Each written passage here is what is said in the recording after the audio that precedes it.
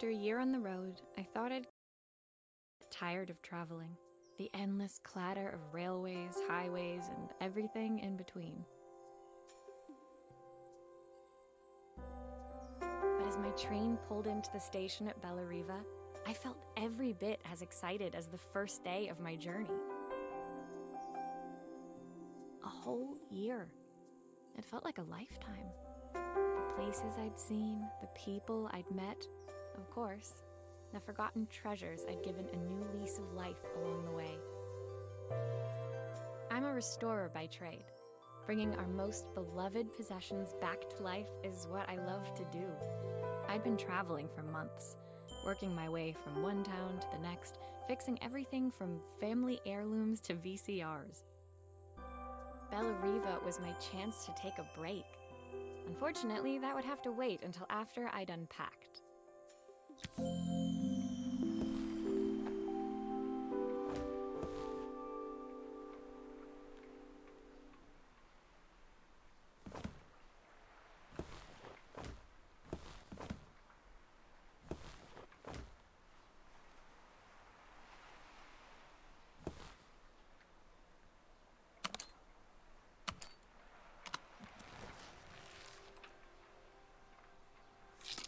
I picked up these sunglasses on my last stop. Hopefully I'm cool enough to pull them off. I saw a guitarist wearing these at a show once. Rock and roll repair woman, at your service.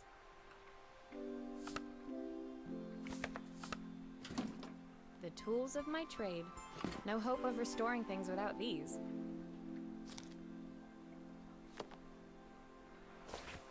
My favorite overalls. These will never go out of style. Looking forward to taking more close-ups of my fingers with this.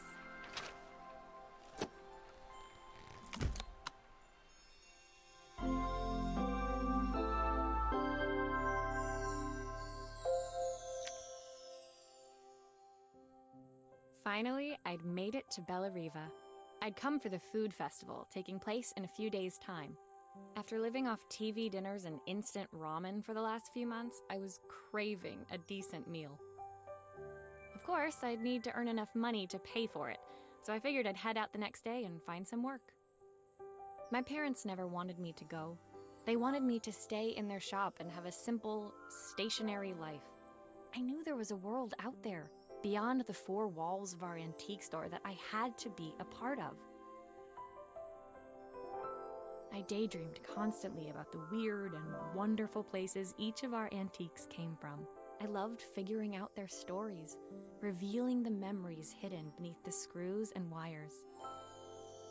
My story in Bellariva began with a little girl, and a voice she was longing to hear.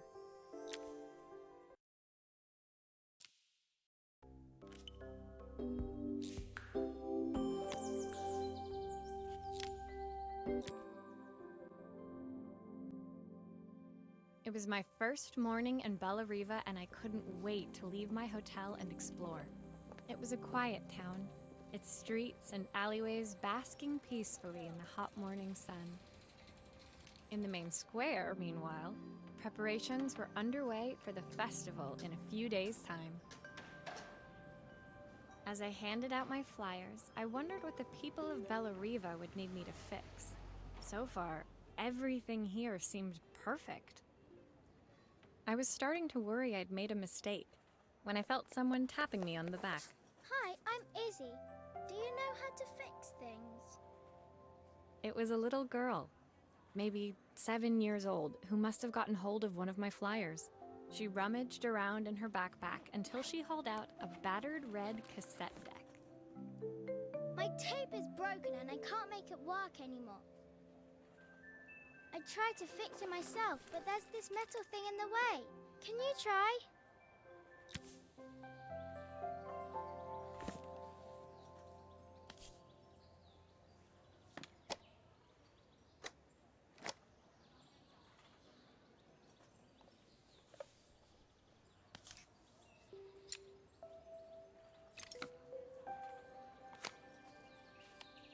Aha! Those batteries look like they need replacing. Luckily, I have some spares.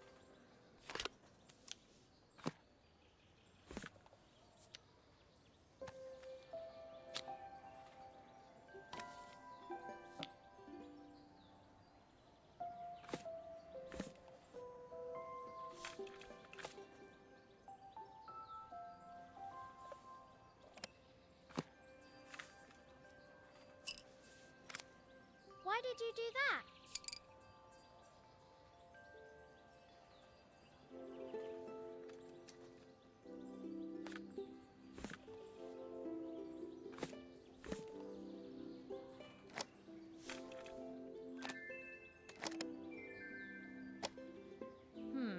Still not working. Something else must be wrong.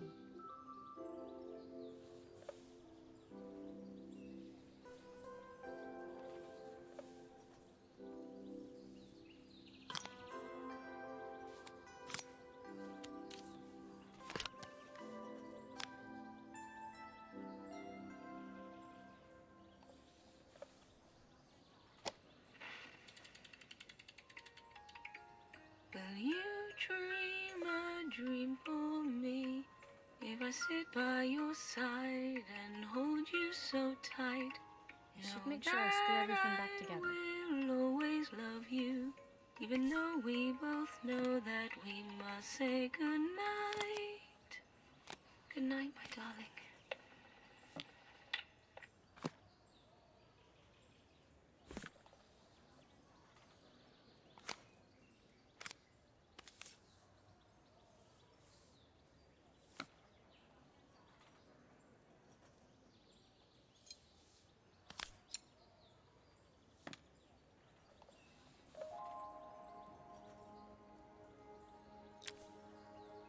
When it finished, Izzy picked up the tape deck and tucked it carefully into her backpack. Thanks, Maria. You're the best person at fixing things ever. No problem. Who was that singing? They're very good. It's my mum. She's not here anymore. Izzy trailed off.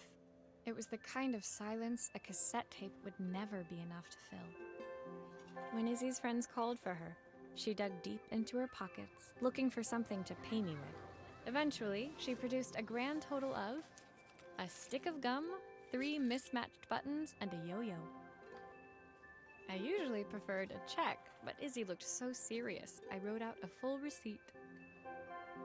She seemed like a happy kid, but beneath it all, part of her life had been shattered. A part I wouldn't be able to fix.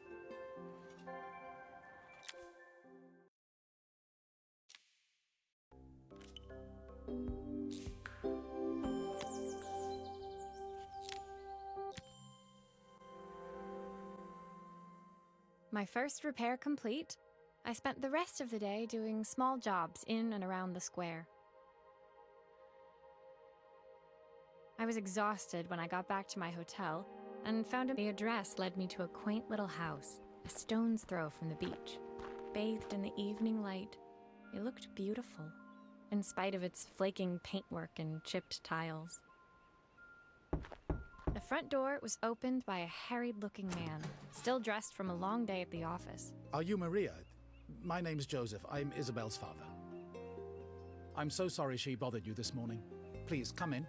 I'd like to settle up properly. On the mantelpiece, I saw the remains of a broken statue. Without thinking, I picked up a fragment. Ah, my father's statue. What's left of it, at least. Yet another way I'd have disappointed him. It survived 100 years in this family. But 5 minutes with Isabel and... Do you think you can salvage it?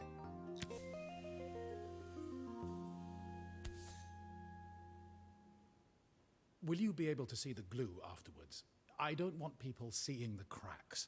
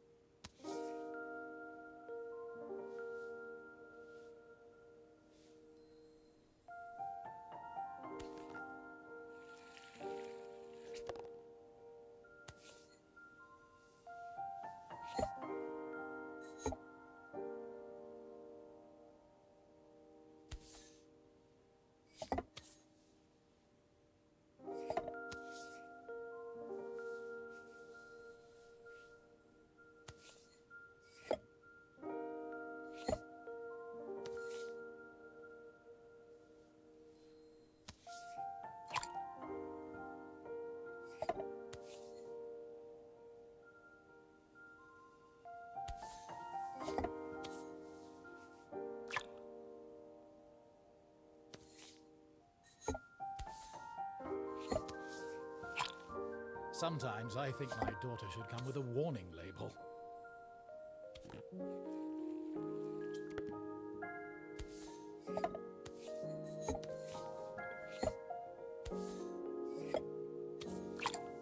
Is this glue really strong enough to hold everything together?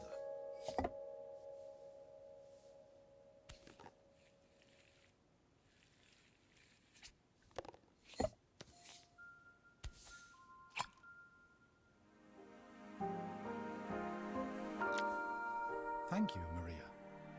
It looks as perfect as it ever did. My father wanted me to make something of myself. He didn't have time for anything less. As Joseph put the statue back on the shelf, it nudged against the family portrait stood proudly next to it. So he was Bellariva's mayor. And that was Izzy's mom. They must both miss her so much. Sorry, I'm a little tired. I've been working late getting things sorted for the festival. There's only a few days to go.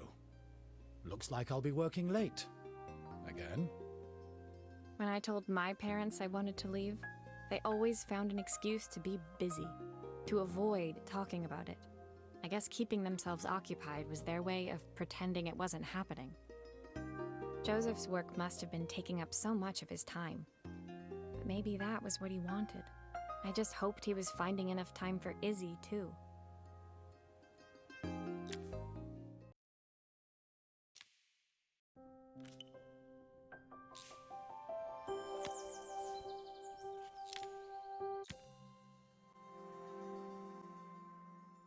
My second day in Bellariva dawned bright and clear. Another beautiful sunny morning. Walking into town, I passed cafes overflowing with customers cradling their morning coffees. I stopped, breathing in the smell of roasted coffee beans and freshly baked pastries. I was about to go inside when the owner of Carmen's, the cafe next door, stopped me. Hello, Maria? Were you here yesterday handing out flyers? I have a job for you. Her place was petite, tucked between its competitors as if hoping they wouldn't notice. Judging by the empty tables inside, though, her potential customers hadn't noticed it either. It's a bit slow today, but we're just getting started. I'm sure it'll pick up soon. As Carmen chatted, she walked over to the counter and returned with an old rotary phone. At least I've got plenty of time to practice my recipe for the festival. It's a new special I've been working on. I was hoping to call my sister for some, seasoning tips, but it won't connect. Can you see if you can figure out what's wrong?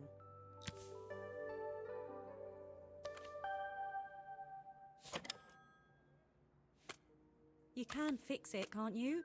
I can't afford to replace it.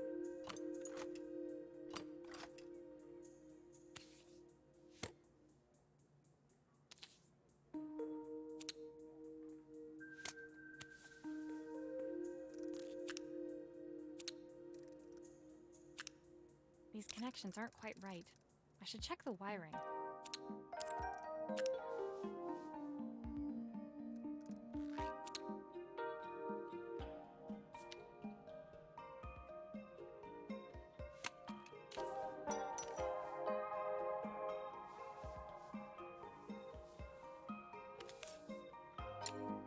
Obviously, we'd normally be much busier than this.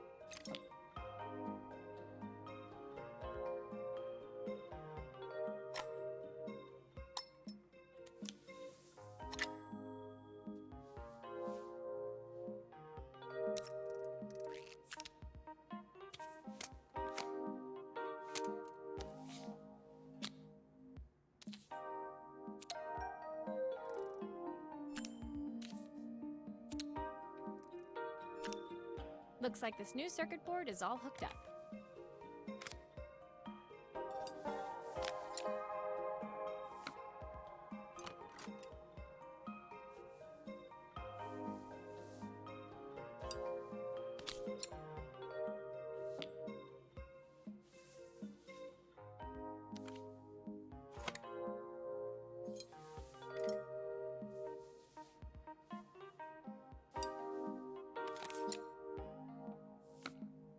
There's still a part I need to attach. Where does it go?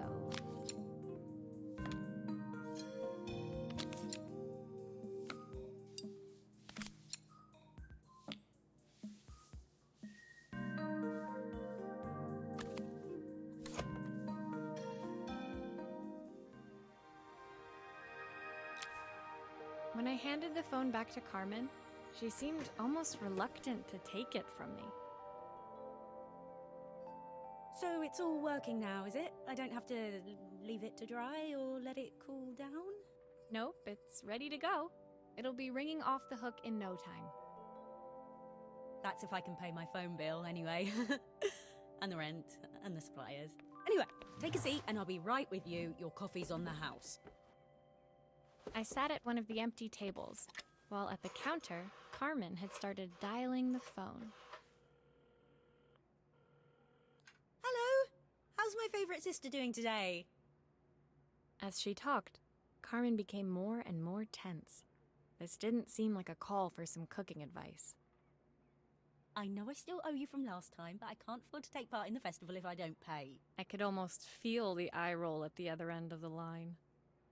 You don't need to be here, though. Can't you just put the check in the post? When the call ended, Carmen brought me my coffee, her hands trembling.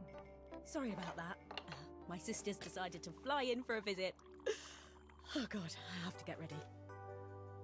Actually, I might have another job for you. Can you come by tomorrow?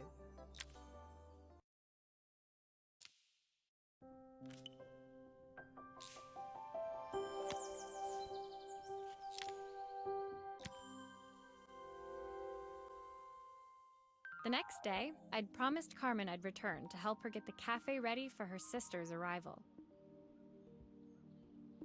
I was about to set out when I received an unexpected call from my hotel's reception desk. Apparently, another guest had asked for me by name. Curious, I took the creaking elevator up to the top floor and made my way to the room number they'd given. I knocked. Are you here about the camera? It's about time. The woman in front of me was immaculate. Not a hair out of place or a crease to be seen. My sister tells me you know how to fix things. I'd usually go to an expert, of course, but in this town... So this was Carmen's sister? The two of them couldn't have been more different. Inside her room, I saw a beautiful reflex camera, any professional photographer's dream. The viewfinder is completely dark. I can't see anything through it at all. I assume you can figure out what's wrong?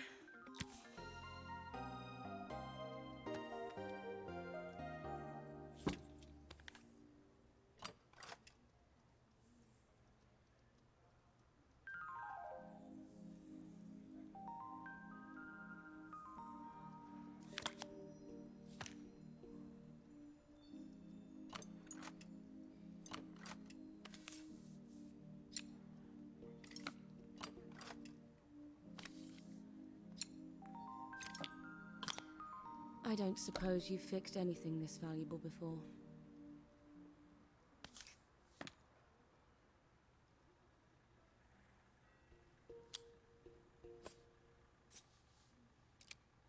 If I used the screwdriver, I could adjust the angle of the mirror.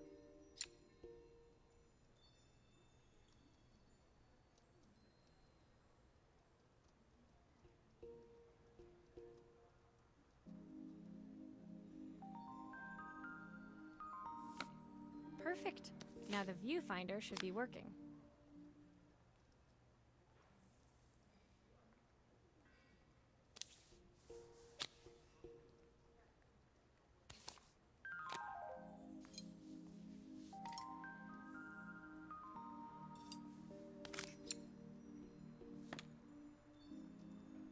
Looks like there's still a screw missing. Those screws still need to be put back.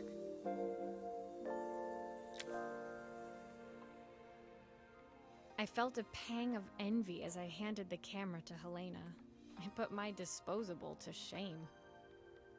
I picked it up on my first trip to Paris. It's a 1958 limited edition, the first of its kind. It cost me 3 months' salary, but it was worth it. I had no idea what 3 months' salary meant to Helena, but I was pretty sure it was more than I could afford. It was strange, really, that we were even staying in the same hotel. I'd picked this place because it was cheap and cheerful, but surely she could afford somewhere better? She took some test shots, fiddling with the camera settings until she was absolutely satisfied. This work is immaculate. At least there's one person in this town who knows what they're doing. Sending you to me might be the first thing Carmen's actually gotten right. I wondered why Helena had bothered coming if she thought so little of her sister. I hear nothing from her for weeks, and then when she finally does call me, all she wants is money. If she thinks I'm lending her another penny, she'll have to convince me it's not a total waste of time. That didn't sound good. If Hurricane Helena was about to hit, I hoped Carmen was ready.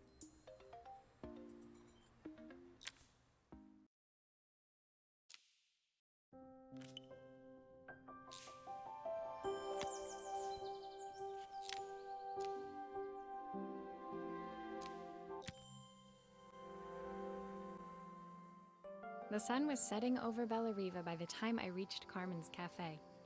From the outside, it looked as quiet as ever, but inside, I found Carmen cleaning like her life depended on it. Maria! Oh, don't mind all of this. If Helena finds one speck of dust in here, I'll never hear the end of it. Carmen seemed pleased to see me, but I sensed the fidgeting tension beneath each sweep of her mop. Trying to live up to the standards of someone like Helena seemed like an impossible task. I hope you didn't mind fixing the camera for her. She was furious when it broke. I really need this to go well. If she doesn't lend me the money, I don't know how long I can keep this place going. Carmen led me to a back room, where she'd laid out the components of what looked like a neon sign. I had this made when I first opened the cafe, but I'm hopeless with electronics. So there was supposed to be a sign outside. This might explain the lack of customers. I'd like to put it up before Helena gets here. Can you give it a try?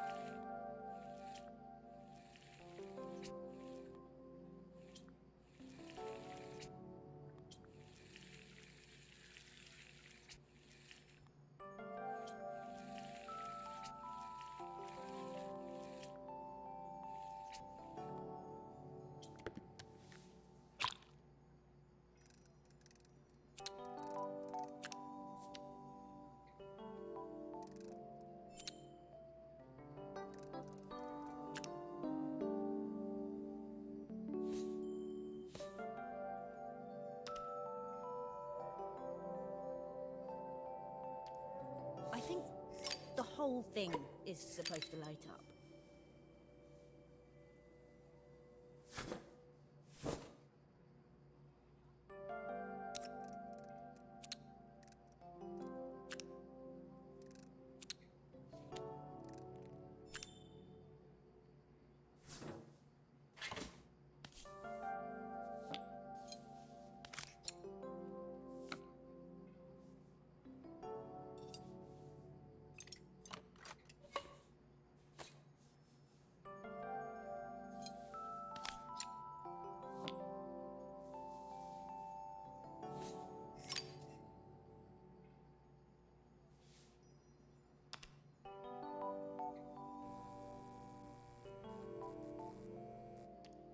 I don't know, it's a bit, flat.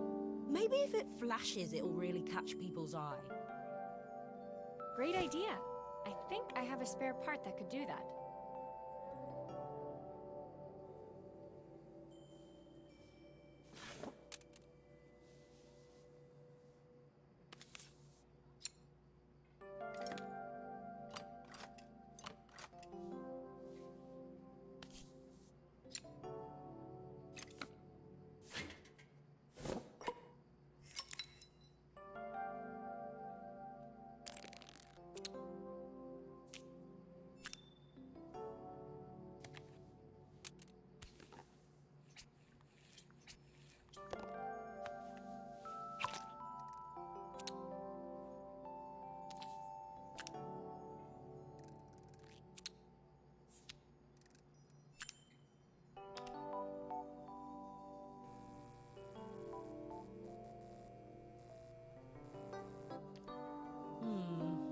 It still needs something else. Maybe we can add one of these.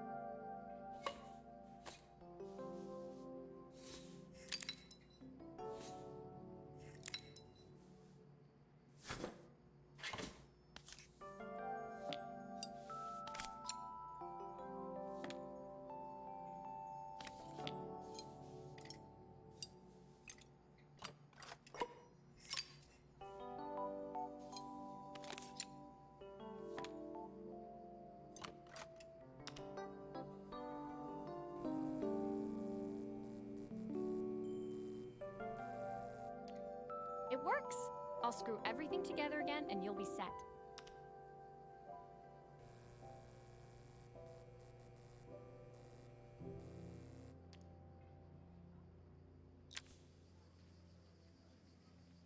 The sign fixed, we headed outside and mounted it carefully over the cafe door.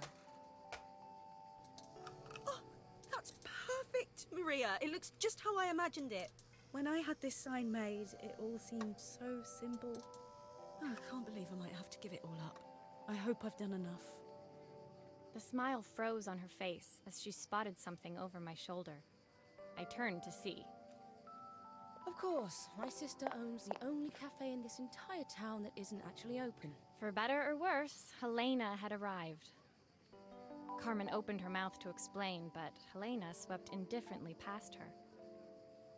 Finally pausing in the doorway, she turned back towards Carmen. The first thing we're doing is getting rid of that hideous sign.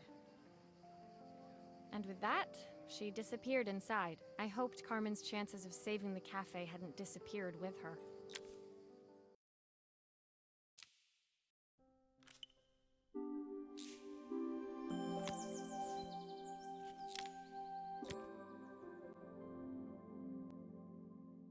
It was the day before the festival, and the whole town was busy getting ready. I had more work than I knew what to do with. When Joseph called with another job, I was craving the cool quiet of his and Izzy's seafront house. I'd barely reached their front door when I heard someone calling me. Psst, Maria, I need your help.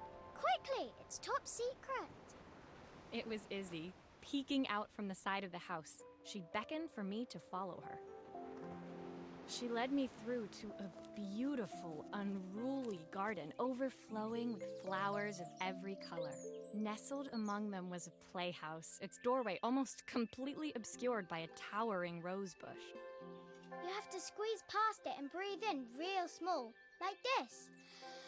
Izzy took in a big gulp of air and crawled through the gap and into the playhouse. I hadn't planned on crawling in the dirt today, but the life of a repairwoman never did run smooth. On the table inside, there was an electronic toy. Not exactly the usual stock in my parents' antique shop. I had an accident. I didn't do it on purpose or anything, but it won't turn on anymore. Can you fix it for me?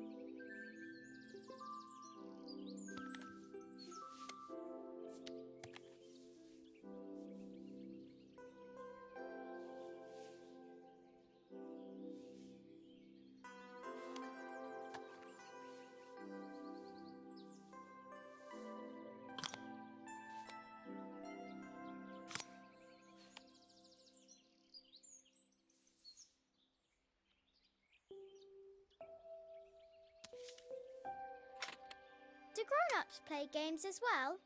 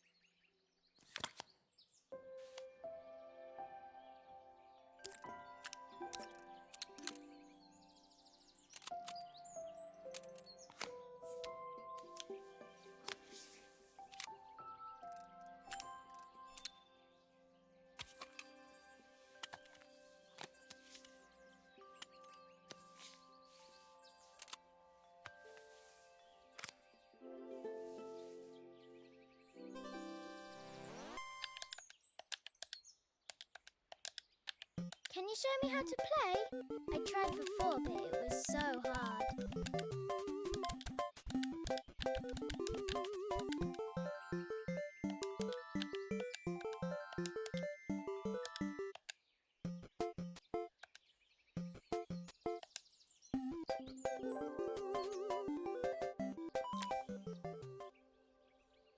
her toy fixed, I watched Izzy retreat into its screen, taking refuge in a 3-inch world of her own.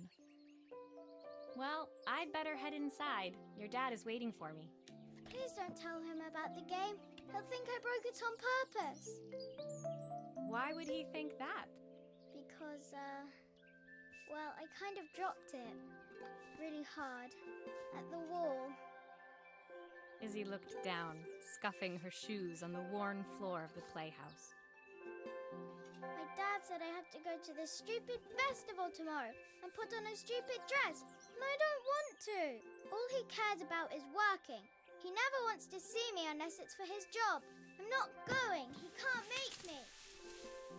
With that, Izzy dove back through the rosebush and disappeared into the wilds of the garden. She was so young.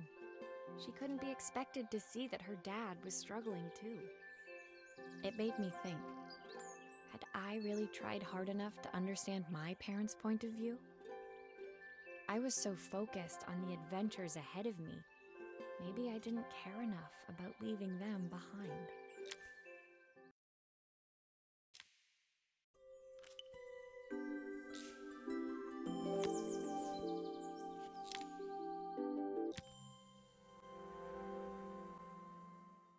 Leaving Izzy hiding in the garden, I walked around to the front of the house and rang the doorbell.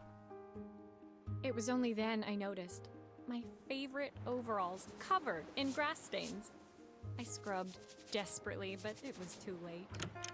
Maria, what are you doing? What happened to your clothes? I was, repairing a lawnmower. How unusual.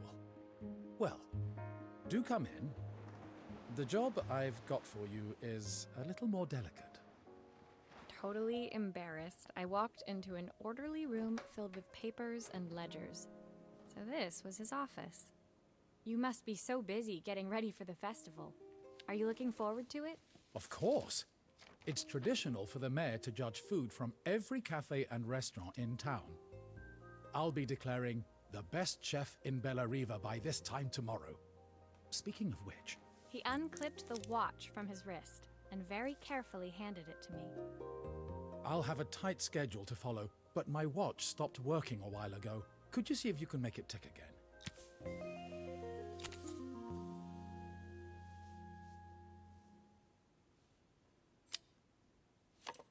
Are you sure it will all fit back together?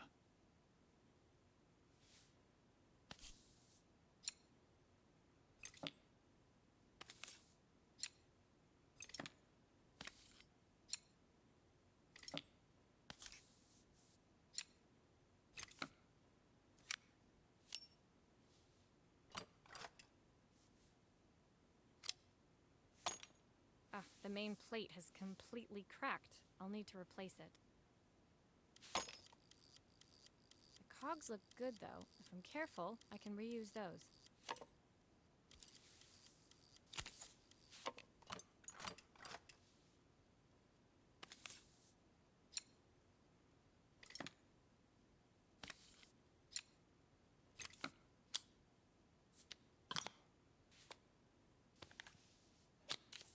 I've not gone a day without this watch since my wife gave it to me.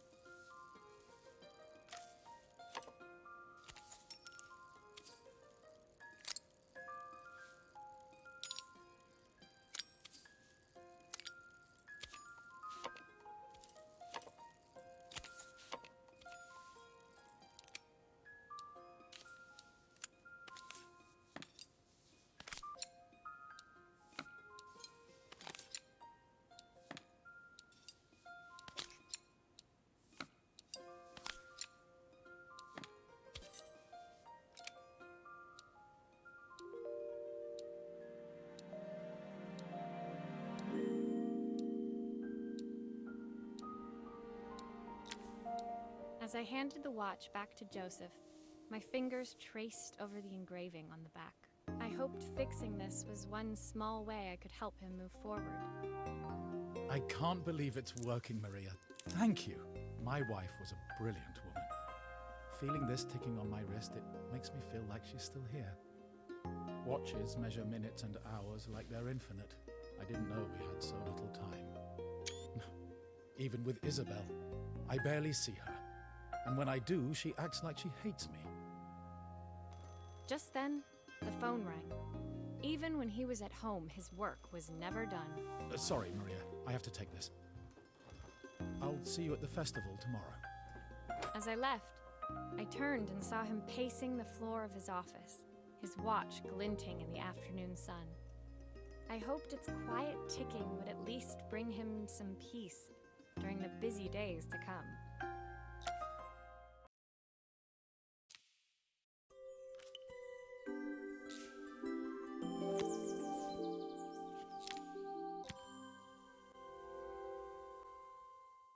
When my last job of the day brought me to Carmen's apartment, the door was opened by someone I didn't expect to see, Helena.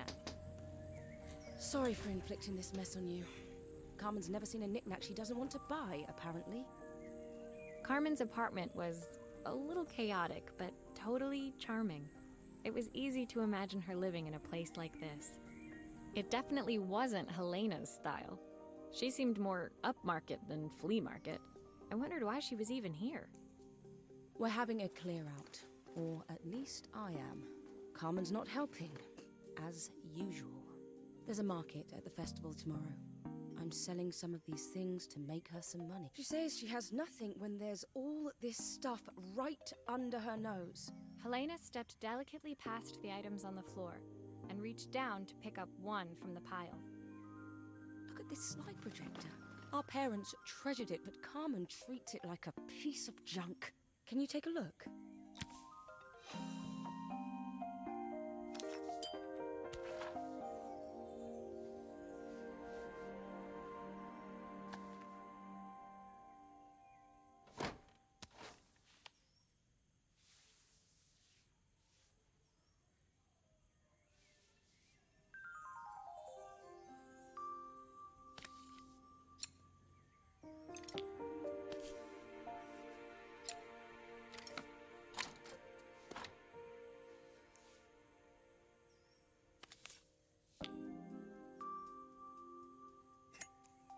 Light bulb is completely smashed. Okay, I'll need to redirect the light to the lens at the top for the projector to work.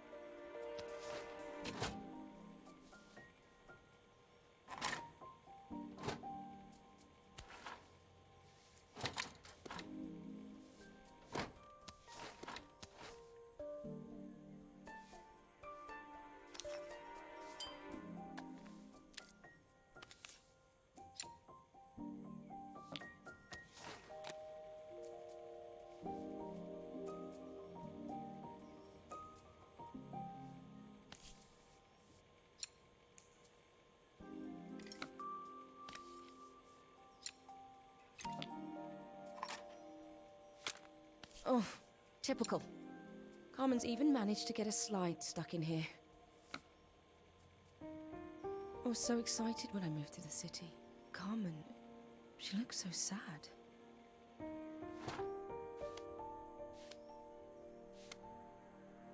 Here's the clicker you'll need to attach. God knows how Carmen broke that as well.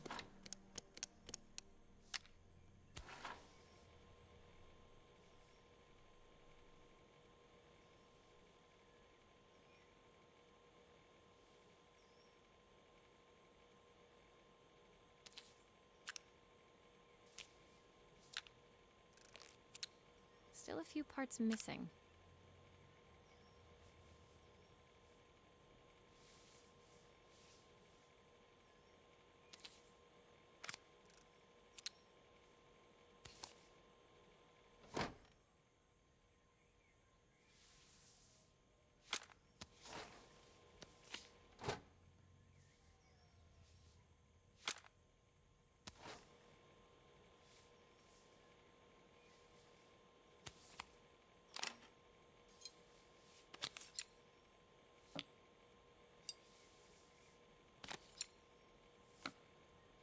I think I've missed a screw somehow.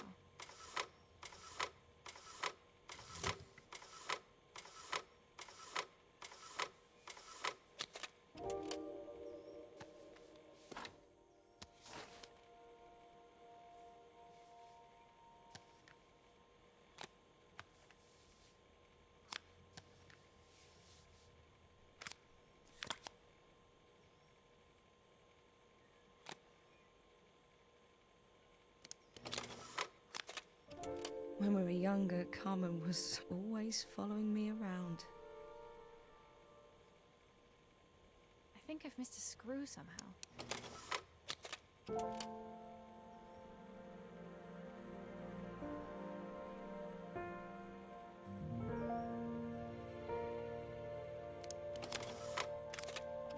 I suppose she looked up to me. A cool older sister.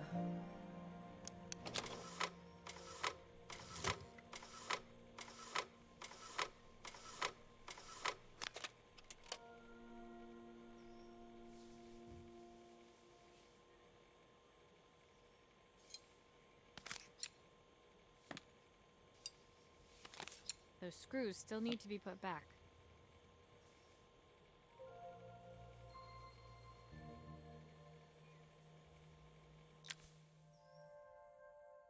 Helena was transfixed, staring at the two young sisters the projector had brought glaringly into focus. I never meant to let her down. But you haven't, have you? You came all this way just to help with the cafe.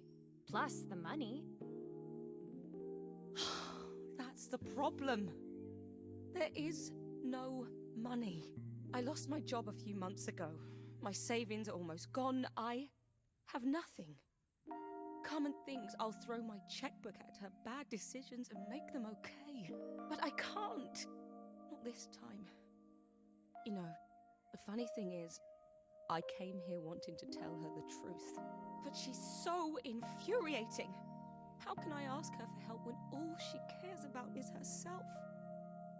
Helena fell silent, shrinking under the gaze of her younger self, projected onto the wall. We drifted so far apart when I moved away. It felt like the only thing keeping us together was my bank balance. I know I have to tell her the truth. It isn't fair. But I already lost everything else. What if I lose her too?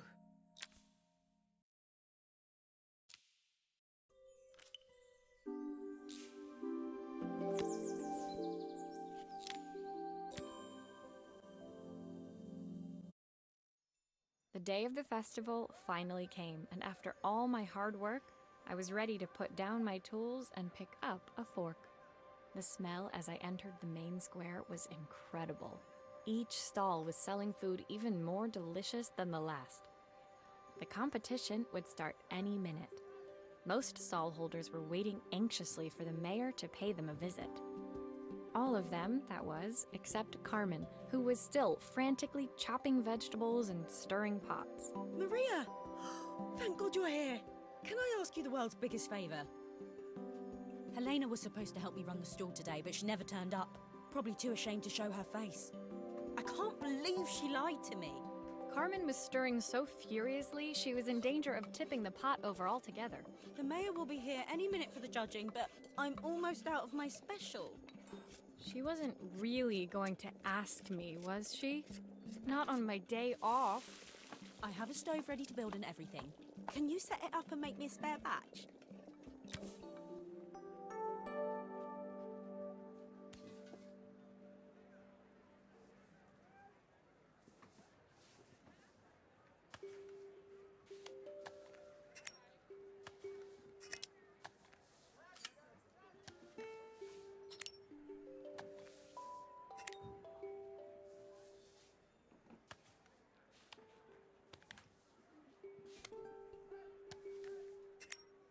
It all fits. Now to light the gas.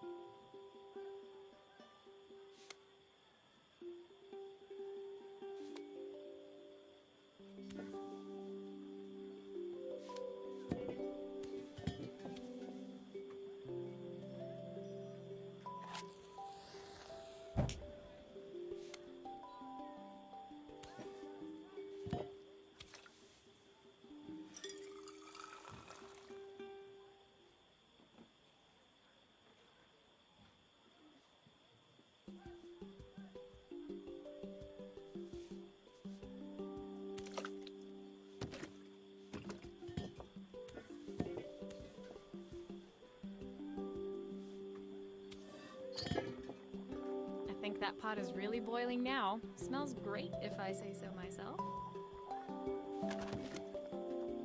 Here are the ingredients that Carmen's given me. What to add first?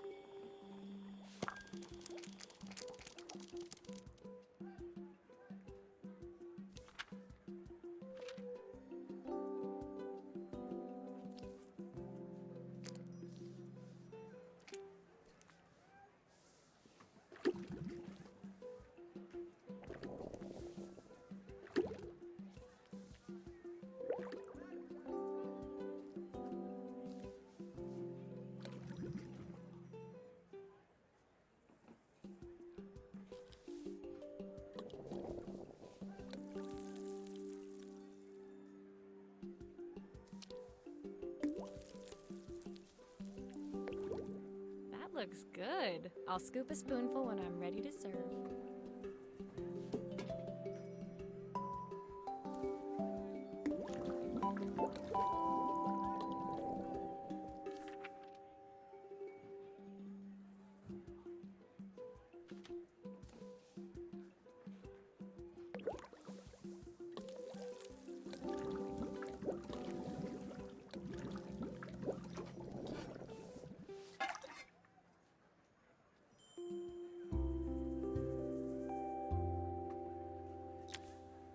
My part done, Carmen took over and added the finishing touches.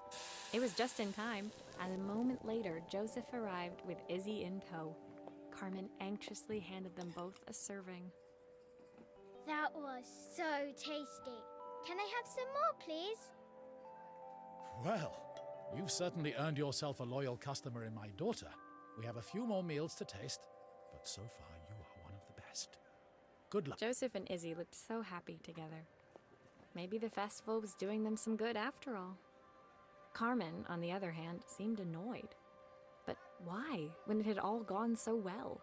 I wish Helena was here to see this. She's so convinced I'll never succeed at anything. She wants what's best for you. She's just not very tactful about it. Yes, I know. Even when I was a kid, she pushed me when no one else did. I just wish she hadn't lied to me. But then, I've asked so much of her over the years. I never stopped to think how much she actually had to give.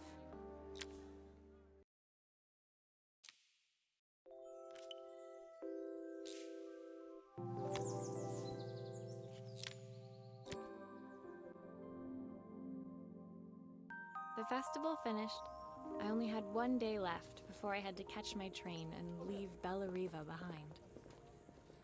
I couldn't go without saying goodbye to Carmen, so that evening I made my way to the cafe.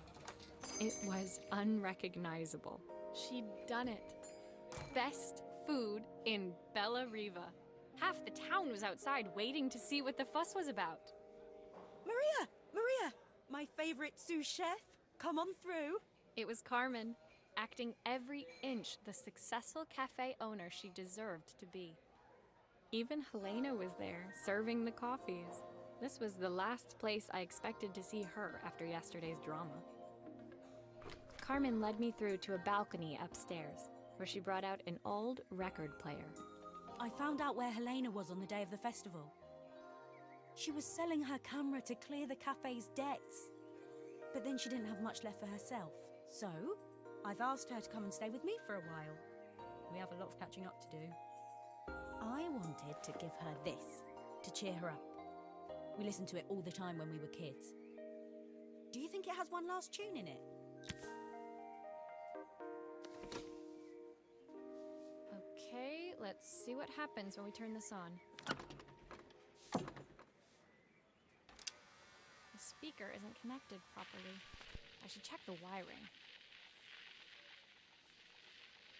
The speaker isn't connected properly. I should check the wiring. The speaker isn't connected properly. I should check the wiring.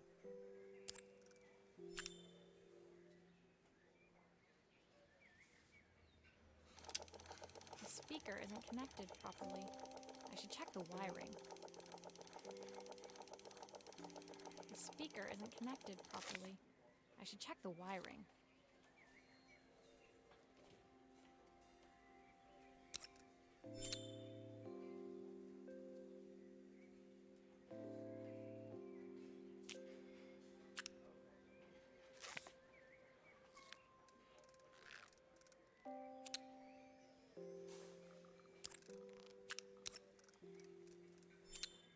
That's the speed dial connected. Now we should be able to change it.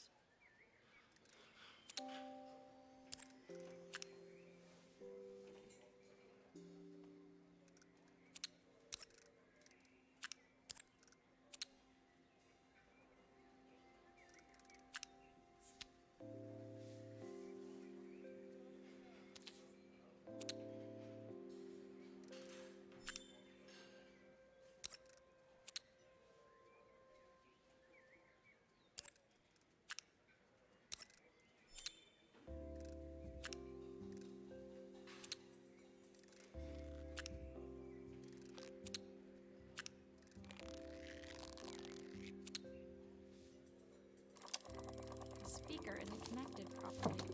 I should check the wiring.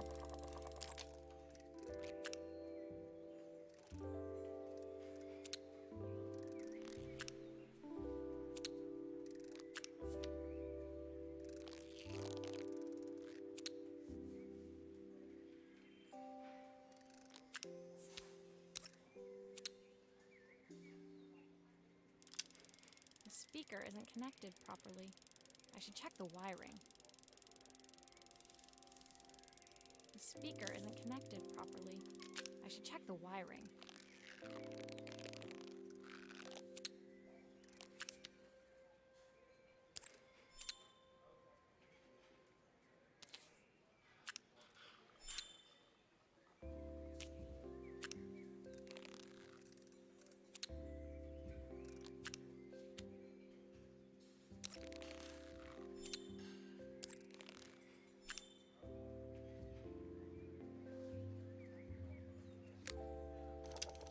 The speaker isn't connected properly.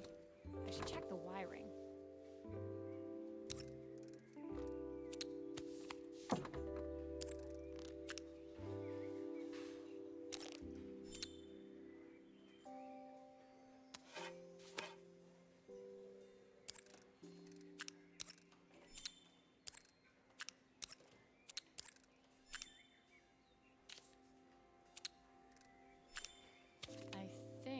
That should do it. This record should play beautifully.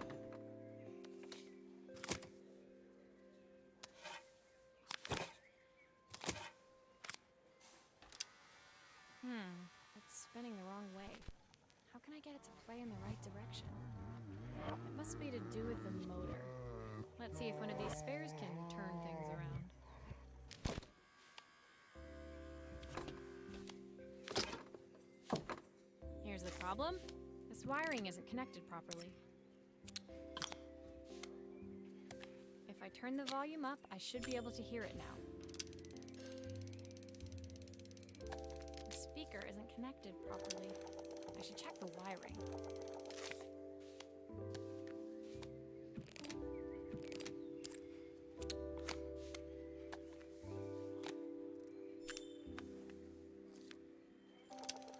Well, it's playing in the right direction. I should check it's turning at the correct speed.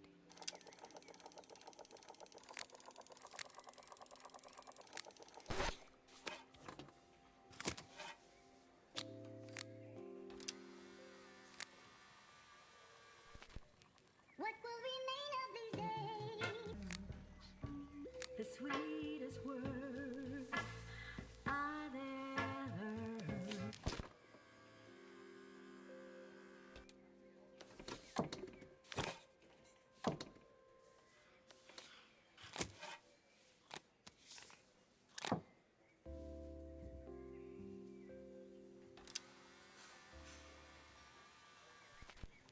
What will remain of these days?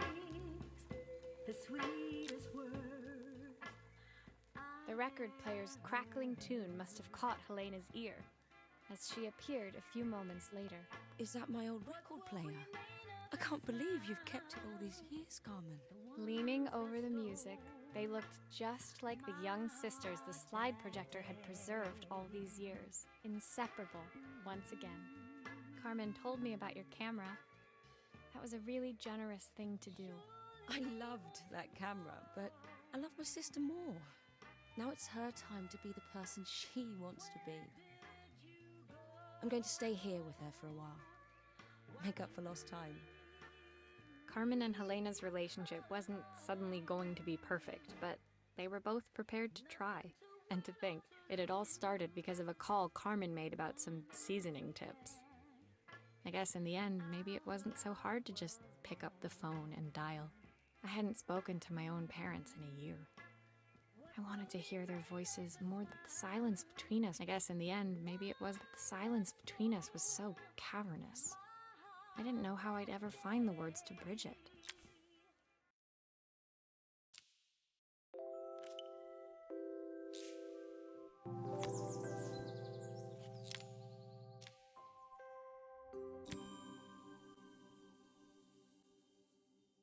My final morning in Bella Riva, I received one last call out to Joseph and Izzy's house. I knew I had to pack, but I figured I could squeeze in one final job before I had to leave.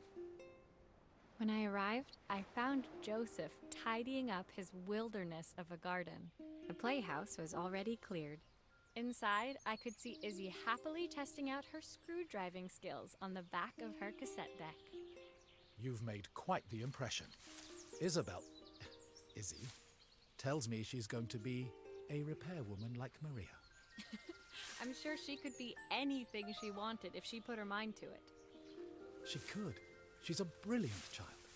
Spending the day with her at the festival, I haven't had so much fun in ages. I wanted to give her something before she starts to forget. Inside, the house was transformed, flooded with light and the sounds of the garden. It felt alive again. This would be my last repair in Bella Riva, but it felt like it was the house that had really been restored. It's a music box. It used to play beautifully, but now when I wind it up, nothing happens. I'd love for Izzy to hear it sing again. Can you help?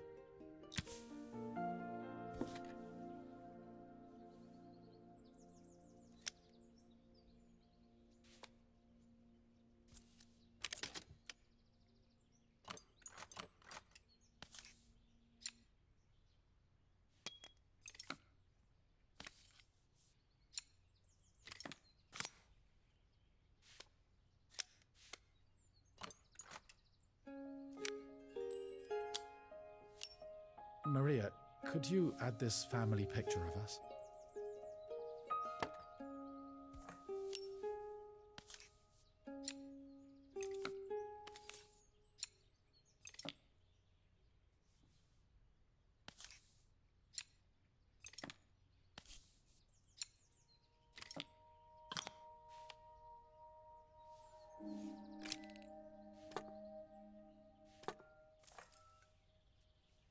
This mechanism is completely broken. I'll need to take it all apart before I can fix it.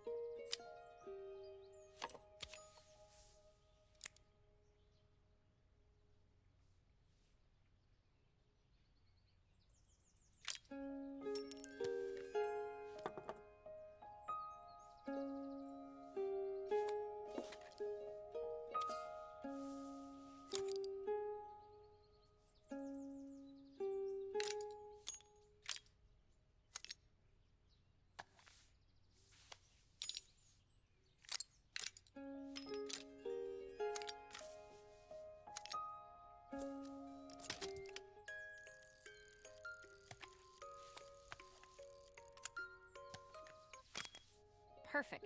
The mechanism is good as new.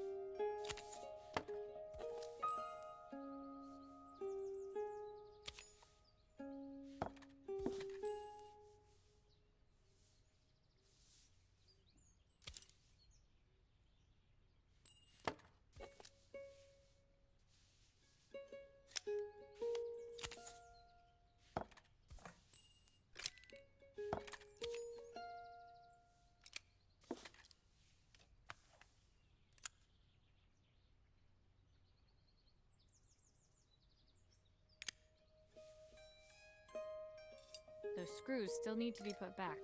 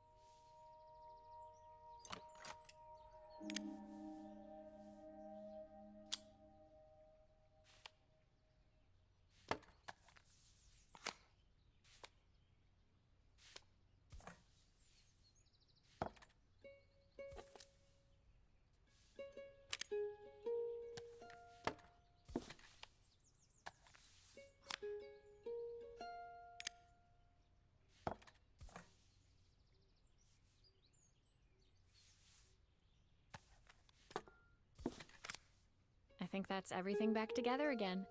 I should play it to make sure. My wife used to sing this song to Izzy each night before bed, but I always worked too late to join them. Will you dream a dream for me if I sit by your side? I've missed so much already. I want to be the father my wife wanted me to be. I've ended up so much like my own father, working all the time. Izzy needs me more than that. Especially now it's just the two of us. My daughter comes first. Well, until she gets bored of her stuffy old dad anyway. I'll never ever get bored of you, Dad. Izzy came running into the room where Joseph scooped her up and onto his shoulders. She gazed at the music box, her eyes shining. I'd never seen her look so happy. Thank you, Maria, for everything. The things you fixed for me. I'm so glad to have them back.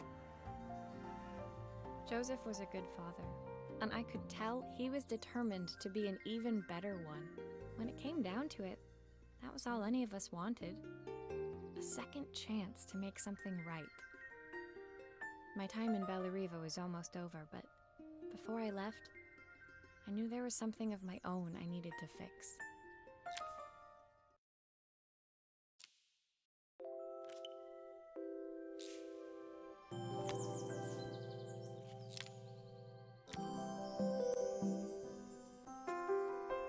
My time in Bellariva was almost at an end. Another chapter finished in a story whose ending I hadn't felt ready to write. The people I'd met, the items I'd restored, they'd taught me so much about what was really important.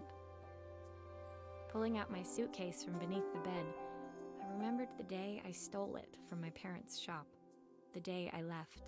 Afterwards, I was too ashamed to call them, to apologize. It was a guilt I'd been carrying around every day since. As I packed, I knew that it was up to me to find a way to lighten the load.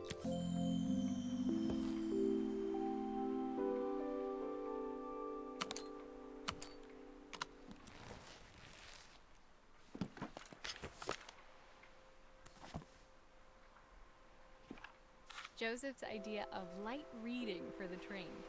It does look thorough. My parents would love Bellariva.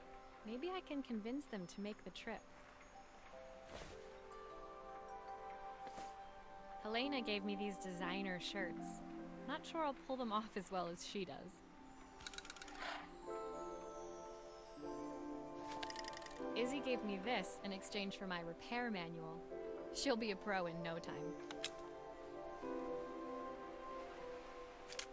The soundtrack to my travels. I'll be listening to this on the journey.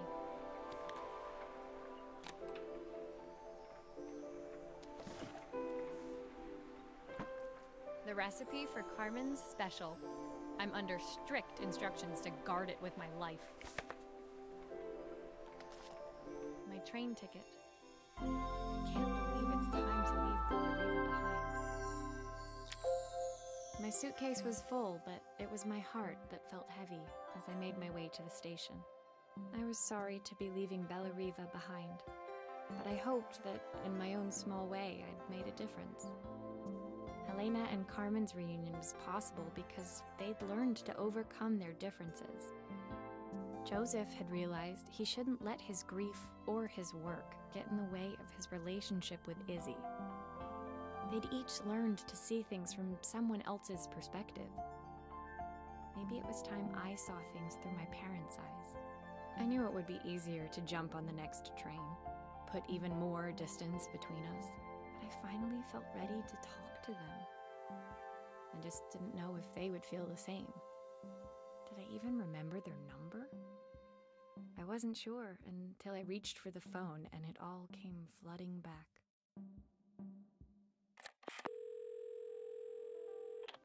Mom? Dad? Maria? Is that you?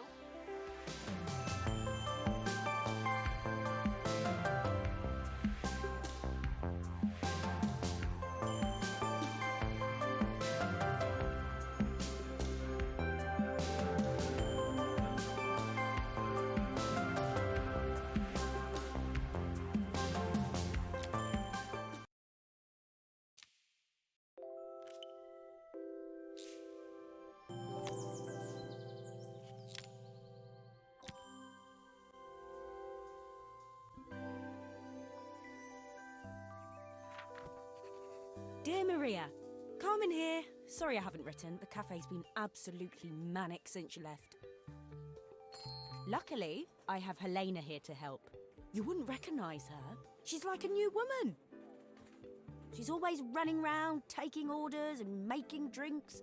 I even heard her compliment a customer on their outfit. Personally, I draw the line at fluorescent green bowling shirts, but each to their own. It certainly made the customer smile. She misses the city, though. Bellariva's many things, but it's definitely not as chic as she'd like. She said there was a coffee shop near her old apartment where they made coffee with a shape drawn on top. It got me thinking, I'm an award-winning chef. I can figure out how to put a leaf on a cappuccino. A bit of cosmopolitan coffee might be just what Helena needs. Of course, ordering a new coffee machine was the easy part. I wish you could have seen the mess I got into trying to put the thing together.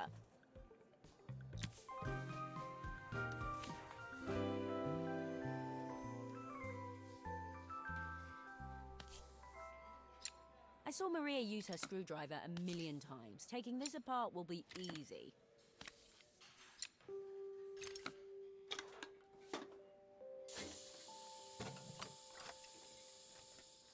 These pipes look pretty simple. I should start with them.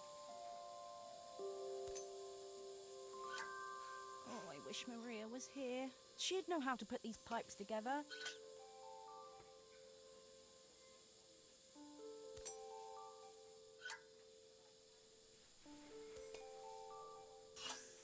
That steam doesn't look good. There must be something wrong with the pipes.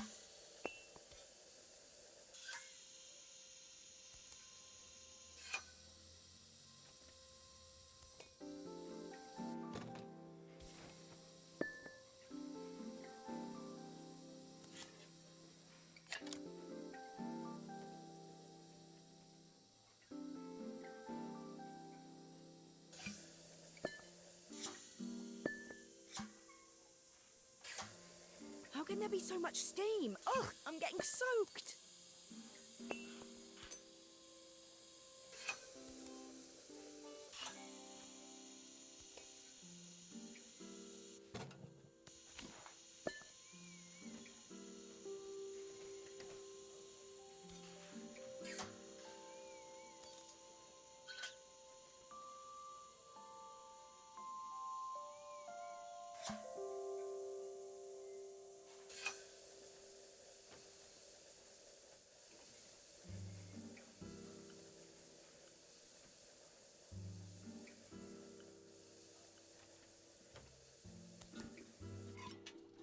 Finally, no more steam.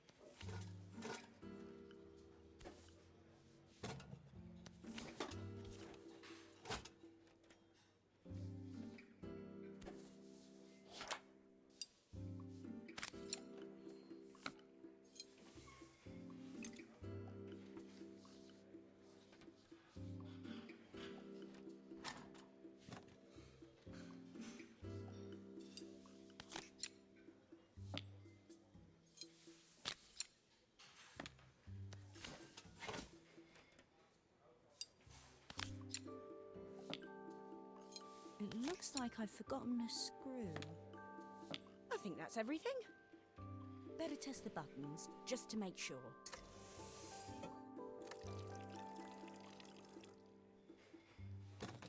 All done.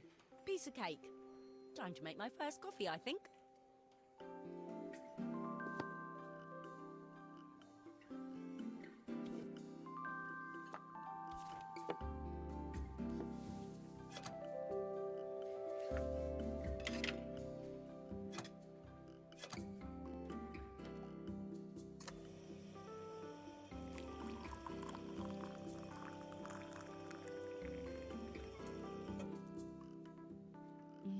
Smells delicious. Now to make it look magical.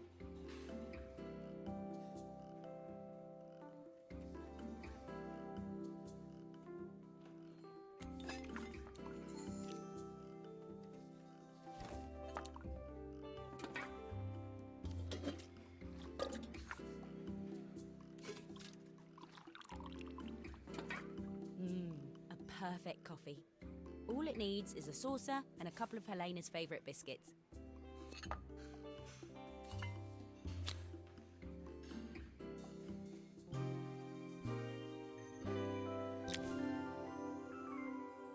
I was feeling more has-been than coffee queen by the time I'd made a drink fit for human consumption. It looked a bit, postmodern, but knowing Helena's refined tastes, I hope she'd think it was intentional. Always the connoisseur. She didn't even bother to look at it at first. She was so busy wafting it under her nose. Steamed up her glasses, of course. How was she going to see my work of art through an eye full of fog? When she finally spotted it, though, she was totally impressed. I'll admit, she spent several minutes trying to figure out exactly what it was I'd drawn. She decided it was probably a horse. Well, what she doesn't know won't hurt her. She was impressed enough to ask for another one. I guess I'll need to get some practice in. The whole thing was such hard work, Maria. I never realised how difficult it was, all that mechanical stuff. It made me realise how much I have to thank you for, so I wanted to say that now. Better latte than never. Hoping you're well. Your friend, Carmen.